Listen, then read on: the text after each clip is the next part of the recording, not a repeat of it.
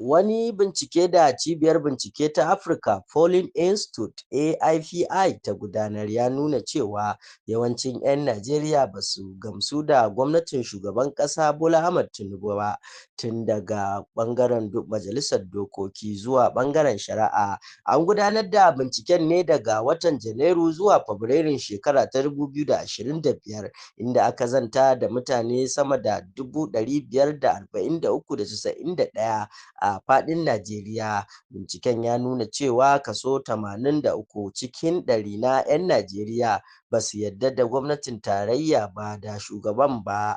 Rahoton ya kuma bayyana cewa wannan ƙididdiga ta nuna ƙarara cewa shugaban na cikin barazana a zaben shekara ta 2027 da za a yi, kuma tuni jam'iyyun adawa a Najeriya suka fara haɗe kansu domin tunkarar shugaban na jam'iyya ta APC.